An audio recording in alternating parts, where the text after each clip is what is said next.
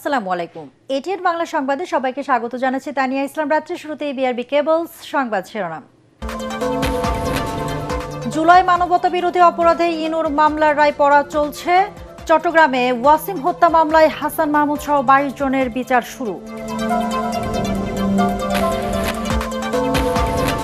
ঋণ খেলাপি হওয়ায় শপথ নিতে পারবেন না চট্টগ্রাম 4 আসনে জয়ী বিএনপির আসলাম চৌধুরী, আপিল বিভাগের রায়।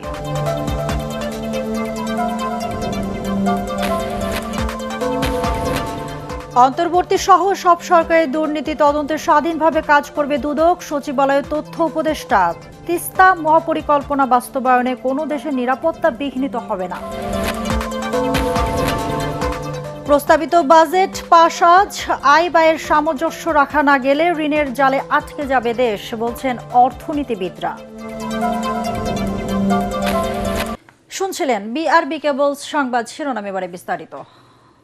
জাসদ সভাপতি ও সাবেক মন্ত্রী হাসানুল হক ইনুর বিরুদ্ধে জুলাই গণ আন্দোলনে মানবতা বিরোধী অপরাধের মামলার রায় পড়া চলছে। গত 22 জুন রায় ঘোষণার জন্য এদিন ধার্য করেন বিচারপতি নজরুল ইসলাম চৌধুরীর নেতৃত্বাধীন আন্তর্জাতিক অপরাধ ট্রাইব্যুনাল 2। এর আগে গত 14 মে যুক্তিতর্ক উপস্থাপন শেষে মামলাটির রায়ের জন্য অপেক্ষমাণ রাখেন আদালত। এই মামলার একমাত্র আসামি হাসানুল হক ইনু বর্তমানে কারাগারে আছেন। তার বিরুদ্ধে মোট 8টি অভিযোগ আনা হয়েছে।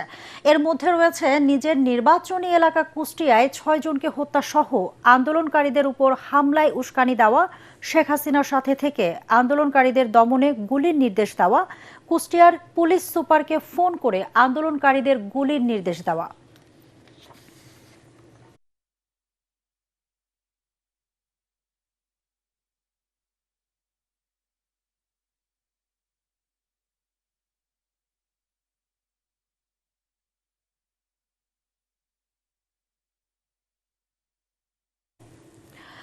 দর্শক, এই মুহূর্তে সাবেক মন্ত্রী হাসানুল হক ইনুর বিরুদ্ধে জুলাই গণ আন্দোলনে মানবতা বিরোধী অপরাধের মামলার রায় পড়ছেন আন্তর্জাতিক অপরাধ ট্রাইব্যুনাল 2 এর বিচারপতি নজরুল ইসলাম চৌধুরী। আমরা সরাসরি চলে যাচ্ছি সেখানে। প্রথমটা, এটা দুইটা কনভারসেশনের।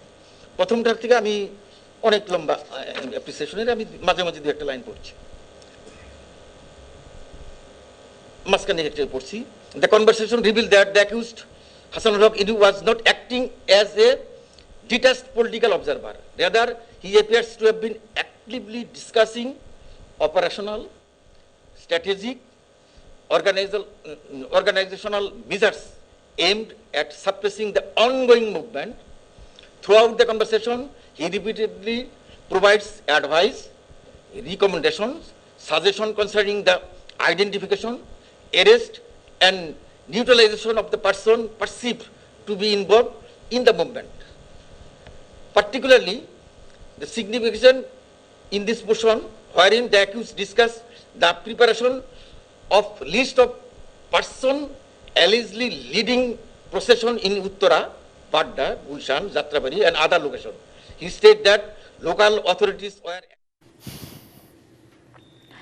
জুলাই গণ আন্দোলনে চট্টগ্রামে ছাত্রদল নেতা ওয়াসিম সহ 6 জনকে হত্যার মানবতা বিরোধী অপরাধের মামলায় সাবেক পররাষ্ট্রমন্ত্রী ডক্টর হাসান মাহমুদ সহ 22 জনের বিরুদ্ধে অভিযোগ গঠনের বিষয়ে আদেশ দিয়েছেন আদালত। উভয় পক্ষের শুনানি শেষে আন্তর্জাতিক অপরাধ ট্রাইব্যুনাল 2 এই আদেশ দেন। এই মামলায় গ্রেপ্তার 5 আসামি হলেন চট্টগ্রাম 6 আসনের সাবেক এমপি ফজলে করিম চৌধুরী, যুবলীগ নেতা আজিজুর রহমান, তহিদুল ইসলাম, মোহাম্মদ ফিরোজ ও দেবাশিস পাল দেবু। গত 5 এপ্রিল 3টি সুনির্দিষ্ট অভিযোগে 22 জনের বিরুদ্ধে ফরমাল চার্জ দাখিল করে প্রসিকিউশন। 7 এপ্রিল অভিযোগ আমলে নেন ট্রাইব্যুনাল। আগামী 6 আগস্ট থেকে শুরু হবে সাক্ষ্য গ্রহণ।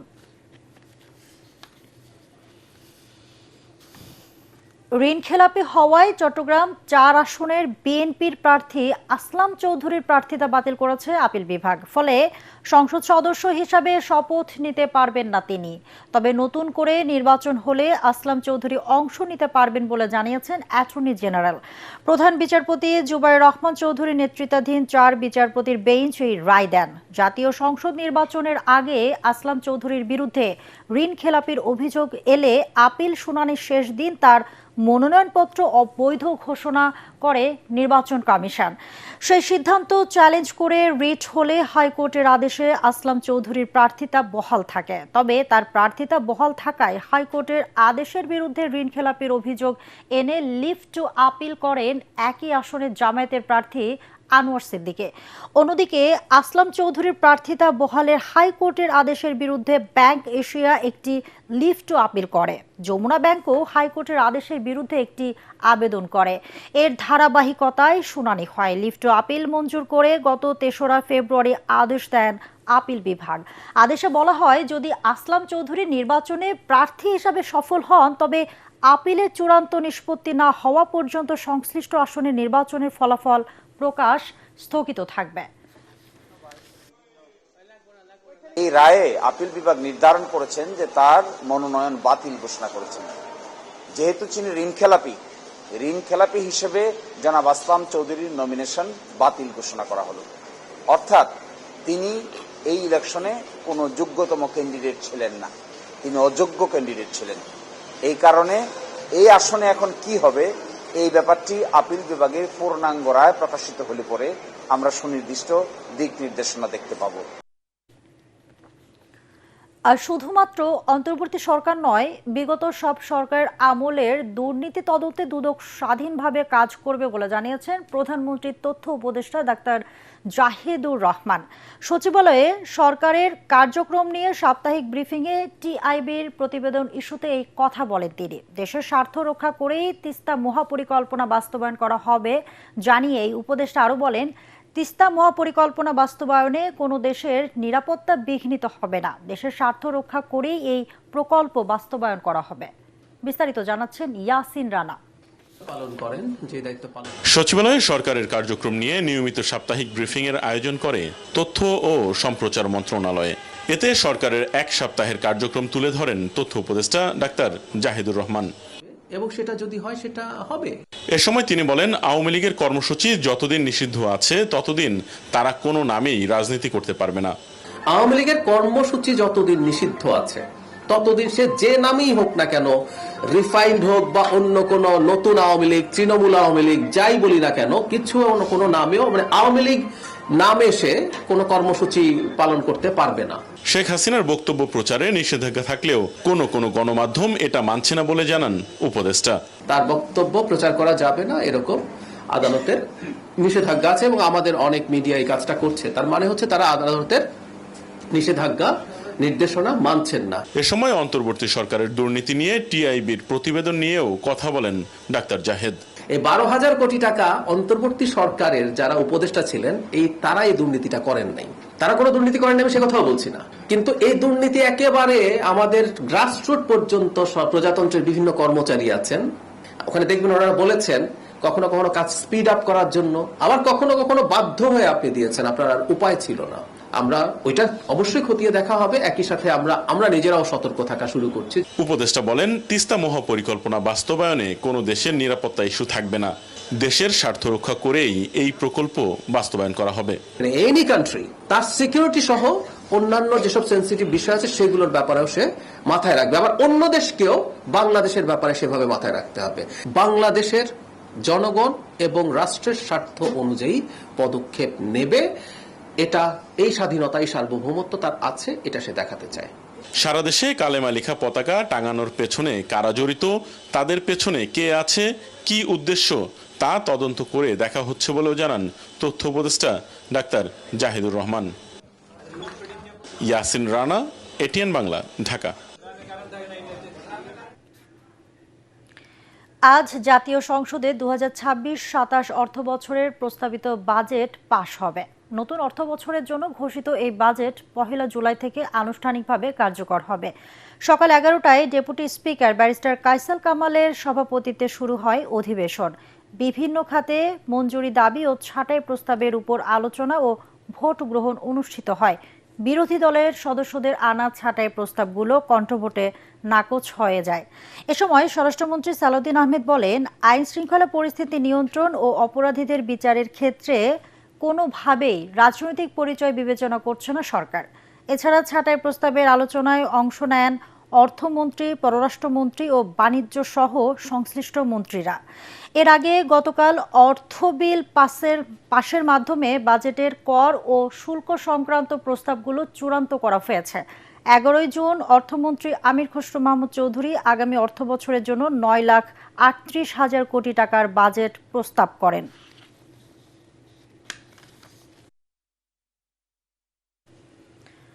বর্তমান সরকার এবারের বাজেটে বেশ সাহসী ও ব্যতিক্রমী উদ্যোগ নিয়েছে। তবে অভ্যন্তরীণ আয়ের সঙ্গে ব্যয়ের সামঞ্জস্য বজায় রাখা না গেলে বড় ঋণের জালে দেশ আটকে যেতে পারে বলে আশঙ্কা প্রকাশ করেছেন বিশিষ্ট অর্থনীতিবিদ ডক্টর মুস্তাফিজুর রহমান। এটিএন বাংলার আলোচনা অনুষ্ঠানে তিনি এসব কথা বলেন। এ সময় ডিবেট ফর ডেমোক্রেসি চেয়ারম্যান ও এটিএন বাংলার পরিচালক বার্তা হাসান আহমেদ চৌধুরী কিরণ বলেন, সীমাহীন চ্যালেঞ্জ ও সীমাবদ্ধতার মধ্যেই এবারের বাজেট জনবান্ধব। বিস্তারিত জানাচ্ছেন তৌহিদুর রহমান নিশান। প্রিয় দর্শক, ইস্পানি মির্জাপুর শুভরাত্রিতে আপনাদেরকে স্বাগত জানাচ্ছি।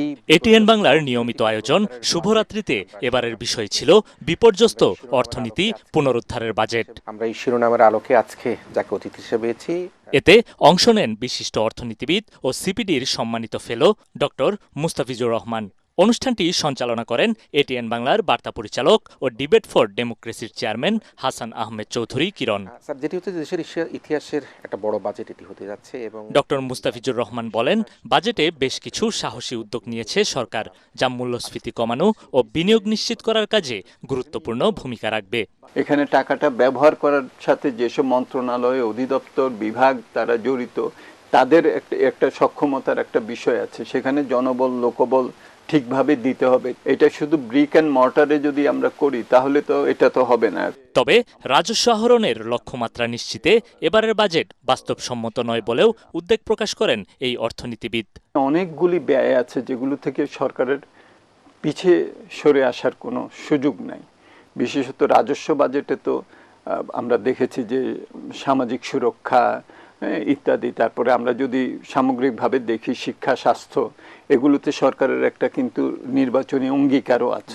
এ সময় সঞ্চালক হাসান আহমেদ চৌধুরী কিরণ বলেন, বাজেটে বিনিয়োগ ও কর্মসংস্থানের উপর বিশেষ গুরুত্ব দেওয়া হয়েছে। তবে গ্যাস, বিদ্যুৎ সহ জ্বালানি নিরাপত্তা নিশ্চিত করা না গেলে বিনিয়োগ ও কর্মসংস্থান চ্যালেঞ্জের মুখে পড়বে। জ্বালানি নিরাপত্তা নিশ্চিতের ক্ষেত্রে চীনের বিনিয়োগ আমাদের জন্য খুবই গুরুত্বপূর্ণ এবং সেক্ষেত্রে মাননীয় প্রধানমন্ত্রীর এই চীন সফরটি বর্তমান এই প্রেক্ষাপটে অত্যন্ত কূটনৈতিকভাবে সফল একটি সফর হয়েছে বলে আমরা মনে করছি। বাজেটের সুফল পেতে সুশাসন ও জবাবদিহিতা নিশ্চিতের তাগিদও দেন তিনি। সীমাহীন চ্যালেঞ্জ ও সীমাবদ্ধতার মধ্যে দিয়ে এবারের বাজেটে জনবান্ধব হিসাবে করবার জন্য সরকারের আপ্রাণ চেষ্টা রয়েছে। আমরা আশাবাদী হতে চাই। আমরা মনে করি বাজেটের সুফল যদি পেতে হয় তার বাস্তবায়ন দক্ষতার উপর যথেষ্ট গুরুত্ব দিতে হবে, সুশাসন ও জবাবদিহিতা নিশ্চিত করতে হবে। মূল্যস্ফীতির ধাক্কা সামলাতে ফ্যামিলি কার্ড ও কৃষক কার্ডের মতো সামাজিক সুরক্ষা কর্মসূচি সহায়ক ভূমিকা পালন করবে বলেও মত দেন বক্তারা। সেই সঙ্গে 60টি নিত্য প্রয়োজনীয় দ্রব্যের উপর উৎসকর কমানোয় সরকারের প্রশংসা করেন দুই আলোচক। যখন বাজেটটা উপস্থাপন করা হয়, তৌহিদুর রহমান নিশান, এটিএন বাংলা, ঢাকা। রাজধানীতে এআই ক্যামেরার মাধ্যমে গেল 2 মাসে 1,500-এর মতো মামলা হয়েছে বলে জানিয়েছেন জিএমপি কমিশনার মুসলেউদ্দিন আহমেদ। রাজধানীর জিয়া উদ্যানের লেক রোডে এআই ক্যামেরা স্থাপনের উদ্বোধনী অনুষ্ঠানে ডিএমপি কমিশনার এই কথা জানান। ঢাকায় অটোরিকশা নিয়ন্ত্রণ করা পুলিশের একার পক্ষে সম্ভব নয় বলেও জানান এই কর্মকর্তা। জিএম তসলিমের রিপোর্ট। ঢাকার ট্রাফিক ব্যবস্থাকে আধুনিক করতে পুলিশের ট্রাফিক বিভাগ গত মাস থেকে কয়েকটি সড়কে এআই বা আর্টিফিশিয়াল ইন্টেলিজেন্স ক্যামেরা স্থাপন করে। সড়কে শৃঙ্খলা ফেরাতে এ প্রযুক্তিতে সফলতা পায় পুলিশ। নগরীর লেক রোডে এ কার্যক্রমের উদ্বোধন করে ডিএমপি কমিশনার জানান, এ পর্যন্ত 1,500 মামলা হয়েছে এআই ক্যামেরার মাধ্যমে। এখনও 38,000 সমন পেন্ডিং আছে, আর 19টি ইন্টারসেকশনে বসানো হয়েছে এই ক্যামেরা। পর্যায়ক্রমে পুরো ঢাকাকেই এআই ক্যামেরার আওতায় আনা হবে বলেও জানান তিনি। সুনির্দিষ্ট নিরাপত্তা ঝুঁকি হ্রাস করতে এবং ট্রাফিক আইন লঙ্ঘন প্রতিরোধে ইতিমধ্যে Dhaka metropolitan police AI camera স্থাপন করেছে। পর্যায়ক্রমে অন্যান্য এলাকায়ও এই স্বয়ংক্রিয় এআই ক্যামেরা নেটওয়ার্কের আওতায় আনা হবে। অটোরিকশা নিয়ন্ত্রণে অভিযান অব্যাহত আছে জানিয়ে ডিএমপি কমিশনার বলেন, যদিও এটি পুলিশের একার পক্ষে সম্ভব নয়। ঢাকা মেট্রোপলিটন পুলিশের একার পক্ষে তো এই অটোরিকশা এখনই রাস্তা থেকে দূরীভূত করা সম্ভব নয়। সেই ক্ষেত্রে আমরা বাংলাদেশ আমাদের যে মন্ত্রণালয়, পুলিশ এবং অন্যান্য স্টেক হোল্ডার যারা আছে তাদের সাথে সমন্বয়ের মাধ্যমে এই ব্যাপারে আমরা কাজ করে যাচ্ছি। নিবন্ধন ও নাম্বার প্লেটহীন এই বাহনগুলোর কারণে ডিজিটাল ট্রাফিকিং ব্যবস্থা পুরোপুরি বাস্তবায়ন সম্ভব হচ্ছে না। GM Taslim, ATN Bangla, Dhaka. ইসলামী শিক্ষাকে কোনোভাবেই কোনো দল বা মতের হতে দেওয়া হবে না বলে জানিয়েছেন শিক্ষামন্ত্রী আ.ন.ম এহসানুল হক মিলন।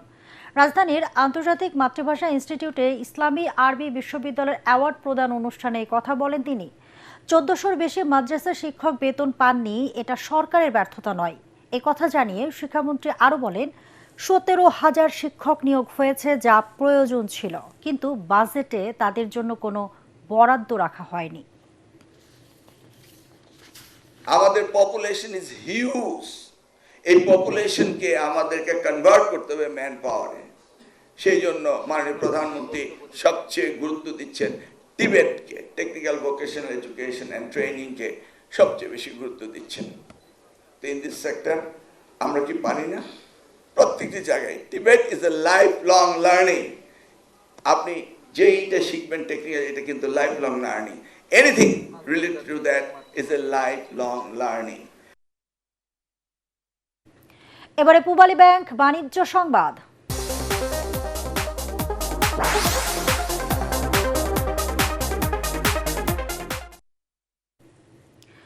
বাংলাদেশ শিল্প কারিগরি সহায়তা কেন্দ্রে চলমান প্রকল্পের আওতায় প্রায় 16,000 ছেলে মেয়েদের প্রশিক্ষণ দেওয়া হবে বলে জানিয়েছেন বাণিজ্য মন্ত্রী খন্দকার আব্দুল মুক্তাদির। রাজধানীর তেজগাঁও বাংলাদেশ শিল্প কারিগরি সহায়তা কেন্দ্র বিটাকে 20তম ব্যাচের সনদপত্র ও নিয়োগপত্র প্রদান অনুষ্ঠানে তিনি এই কথা বলেন। প্রশিক্ষণের মাধ্যমে অর্জিত জ্ঞান ও দক্ষতা কাজে লাগিয়ে নিজেদের প্রতিষ্ঠিত করে আর দেশের উন্নয়নে অবদান রাখবে প্রশিক্ষণার্থীরা। পরে 255 জন প্রশিক্ষণার্থীদের মাঝে সনদ ও নিয়োগপত্র বিতরণ করা হয়। এবার আন্তর্জাতিক সংবাদ।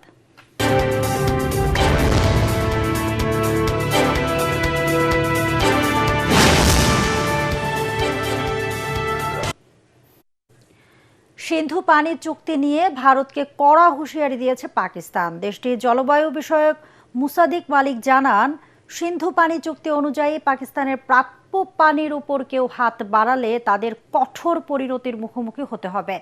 ভারতীয় সংবাদ মাধ্যম এনডিটিভির প্রতিবেদনে বলা হয়েছে, পাকিস্তানের এই হুঁশিয়ারির ফলে কয়েক দশকের পুরনো এই পানি বন্টন চুক্তি নিয়ে চলমান উত্তেজনা আরও বেড়েছে। এক সংবাদ সম্মেলনে ভারতের বিরুদ্ধে পাকিস্তানের পানি প্রবাহ নিয়ন্ত্রণের চেষ্টার অভিযোগ তোলেন মুসাদিক মালিক। এবারে খেলার খবর।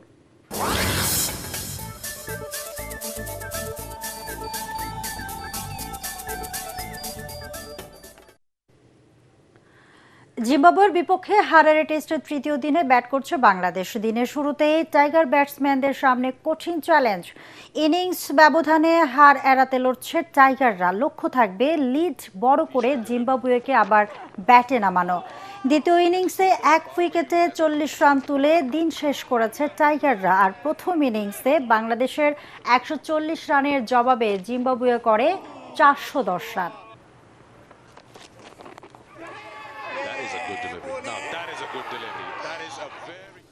শেষ করার আগে বিআরবি কেবলস সংবাদ শিরোনাম আরেকবার।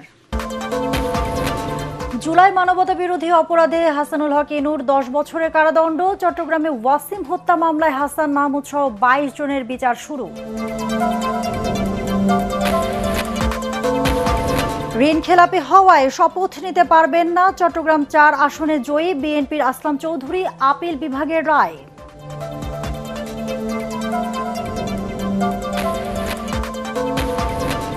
অন্তর্বর্তী সহ সব সরকারের দুর্নীতি তদন্তে স্বাধীনভাবে কাজ করবে দুদক। সচিবালয়ের তথ্য উপদেষ্টা, তিস্তা মহাপরিকল্পনা বাস্তবায়নে কোনো দেশের নিরাপত্তা বিঘ্নিত হবে না। প্রস্তাবিত বাজেট পাস আজ, আয় ব্যয়ের সামঞ্জস্য রাখা না গেলে ঋণের জালে আটকে যাবে দেশ, বলছেন অর্থনীতিবিদরা।